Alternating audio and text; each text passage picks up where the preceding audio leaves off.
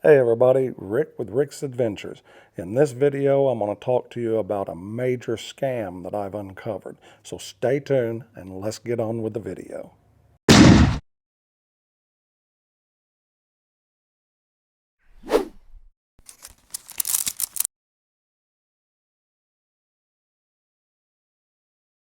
Hey everybody, Rick with Rick's Adventures. I wanted to talk to you guys about an article that I found on the internet and how I think that many people are being scammed. And I think you'll find this interesting. This may be a little bit controversial. Some people may have a difference of opinion, which that's okay. We all have that right. So what it is I feel like that a lot of people immigrants and Americans are being scammed, something terrible. I've been over here in Thailand for several months now. I'm retired over here. I plan on making Thailand my permanent residence in not very long. And I was reading this article, and I'm looking down at it right now. I'll put it up on the screen. It's from a business named Stilt, and what it is, it's a place in the USA based in San Francisco, and they give out loans to immigrants. And they had an article on the top reasons that people wanted to immigrate or go into the United States. So I was reading through it, and actually part of it I found extremely humorous because it is so misleading in how it's put out. It's got a frequently asked question about what drives people to immigrate to America.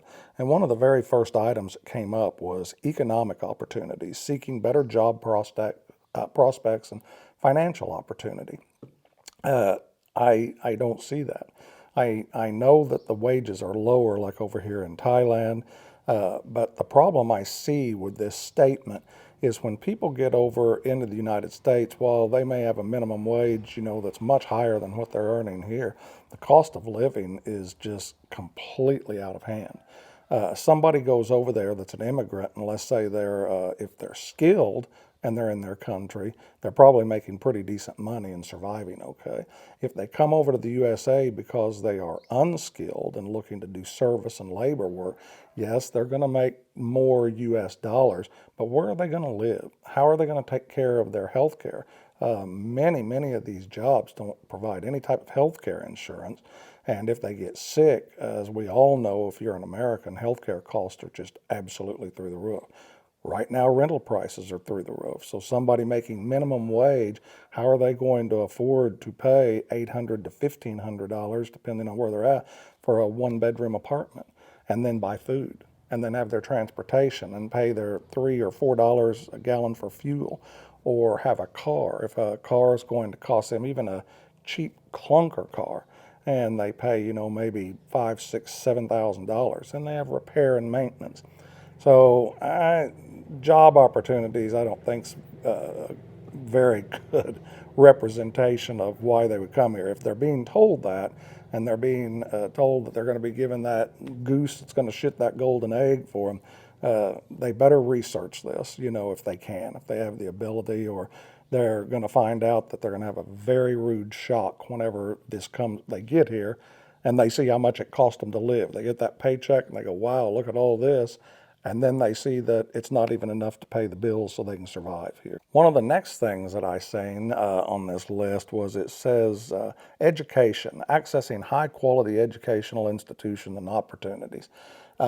Yes, we do have some high level universities, and they are going to pay a high level price to go to them. Student loans are readily available, and they'll give them money for loans, and that education could cost them anywhere from $30,000 to $100,000 of debt. Now, if they already come over here and they don't have a good job, or they're working for minimum wage and then they're trying to survive, they go to school and they're living off those student loans. Then they get out, and guess what? They've been scammed. They've been suckered in to getting an education that they're going to be in debt for many years. They're going to be making payments on. It's going to be compounding interest.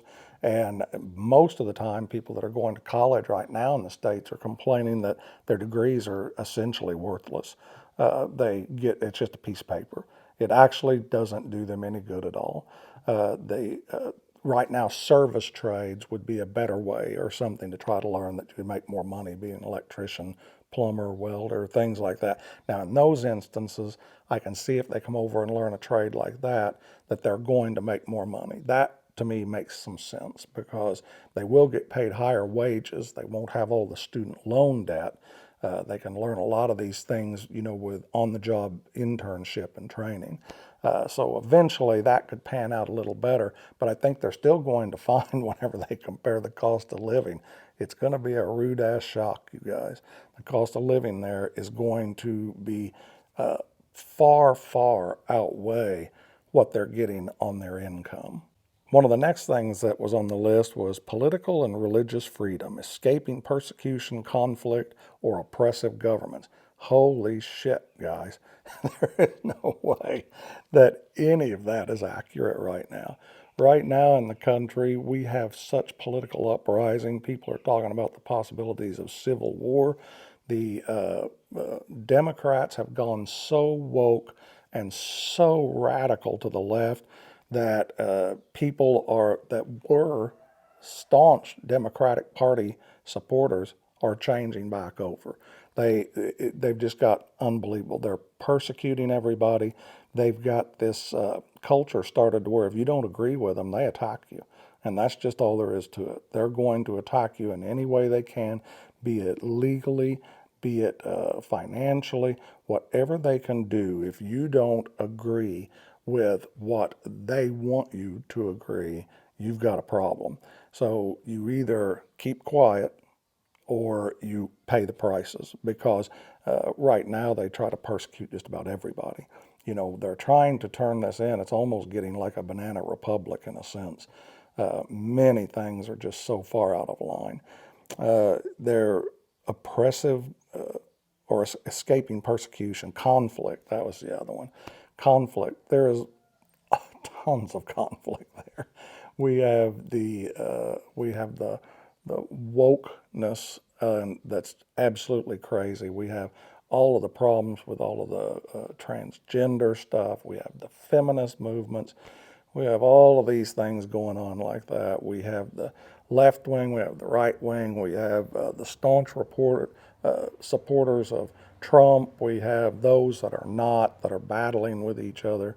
Our society's failing over there. It truly is. It's going downhill rapidly. I'm over here in Thailand, and while the kingdom may have its issues, what I find extremely interesting about this, when I go around and I go do things with Thai people here and with my girlfriend, you don't hear them talking negatively about Thailand and their country. They love their country. As a matter of fact, my girlfriend's going to come back to the States because I want her to be able to visit and just see it and take her on a little bit of a tour, but she doesn't want to stay there. She wants to stay here. She loves Thailand and loves her country. And I can understand why. Because you don't have all of this constant political battle with everybody. Whenever we go places, we don't sit and have people arguing politics. We don't see people getting angry because, they believe one way in political movements here and the others believe in a different way. Even if they have different thoughts about it, they don't fight and argue about it. They don't go on the attack with each other. They don't get on the defensive with each other. It's just a much more relaxed atmosphere. So the conflict, that's a bullshit deal. There's so much conflict in the USA. It's scary. You can't go someplace without seeing, hearing conflict of some type. There is no more freedom of speech. They say there is, but if you want to be attacked, then, for me, I'm a conservative person. So if I say I'm going to vote for Donald Trump, which I am, if he runs, I would have so many left-wing people attacking me. I'll probably get some on this video because I said that. It's amazing to me how just how aggressive the society there has got. And they're just feeding these people, everybody, these immigrants, they're being fed with nonsense. Look at San Francisco and look at New York. These people are sleeping out on the streets. If they're coming here looking for something great, I don't think sleeping on the sidewalk and, crapping in the gutter is anything great in San Francisco. Businesses, it's getting so bad that businesses are closing down, big retailers shutting down. We have all of these smash and loot things going on. We have all of this craziness that was never this way. It's fallen rapidly in the last 10 years. Yet, where I see the scam is we keep pumping this crap, just like this article, talking about all these wonderful opportunities, all these wonderful wages, all this wonderful education. It's bullshit. It is just bullshit. There's a lot of good things about the States, but there is a high price to pay for it, an extremely high price to pay. As I brought up before, you have that education issue. That's expensive. And there are so many people that are, I mean, they are literally up to their neck in student loan debts, and they're out still trying to find jobs. They get out with a bachelor's degree means nothing. A master's degree might mean something, but still not a lot. The main people that I actually see making really good money in the United States are doctors, dentists, and attorneys. That seems to be the people that are getting on the higher end of the scale, and the number one people that are making the money, the politicians. They're making more money than anybody, and their cronies. Anybody that's associated with them, they're trying to get more control over our money over there by having centralized digital currency. Then they know what you spend, tell you when you can spend it, how you spend it. They get the money first from the Federal Reserve, and they're just, money really doesn't have that much value anymore.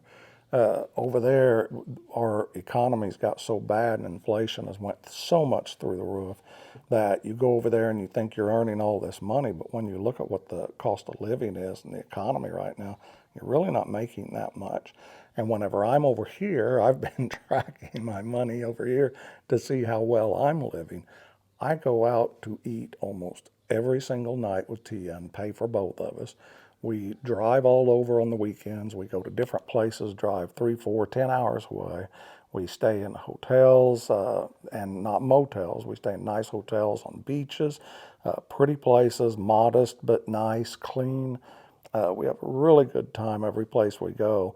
And right now, my highest month I think I had was here recently, and I spent, I believe it was $1,600 for the month, 16 USD for the month.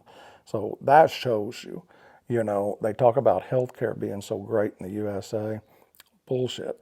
I brought that up in the beginning. Over here, I don't even really worry about having insurance because if I get sick, they have so many clinics you can go to over here. It costs you like $15 or $20 to walk through the door and see a doctor. Many things, if you feel bad, you can walk into a pharmacy, and there's a pharmacy in one of the towns here that we go to. And if I didn't feel good for a little while and went in, and the pharmacist, they had a doctor on staff in the pharmacy. And he simply asked me a few questions, and I told him what was going on, and he looked at me and he said, "Here." And he gave me a prescription for an antibiotic. He gave me something to help clear up some bronchitis issues I was having. And I think I spent a total of like $15, in there. He didn't charge me to talk to me. I was just paid for the medications that I was going to take. So, the cost of living here far exceeds the United States as far as, being cost effective if you're a retiree. I want you guys to think about that if you're getting close to retirement age. And it's not just here. There's many other countries that are that way. I prefer Thailand because I feel like they've got a really good infrastructure, and I just like the people. So I hope you like this video. I'm going to sign off. I've been on here quite a while rambling here, but I hope it does you some good and gets you to thinking that, don't always fall for all of this media propaganda bullshit. Well, the USA has many opportunities, and it did have many more, say, in the previous 10 years. 10 years ago, hey, that place was awesome. When I was growing up in the 60s and the 70s, I can't even tell you how different it was. Can't even start to explain to you how different it was. We respected the country. We supported the country. We said the Pledge of Allegiance. Everybody really was proud to be an American. Now then, most everybody you talk to over there is pissed off all the time. It's really degraded over the years. So I hope this gives you a little food for thought once again. And I know that some people will disagree with it, and that's okay. That's your right to disagree with me. I have no problem with that. Leave me a comment below. Tell me what your thoughts are. And if you're thinking, that I'm wrong, tell me what parts you think I'm wrong about. But also let me know if you've traveled to some of these other countries, or if you're over in Thailand, or if you're strictly basing your opinion because you live in one of these Western countries and you've never been over into Southeast Asia. That, I think, would play a key role in it. So thanks again. Hey guys, do the like, subscribe, hit the bell. I'm trying to grow the channel, and you guys supporting me, I really appreciate it. So this is Rick with Rick's Adventures. I'm signing off, and I'll see you guys next time. Take care, everybody.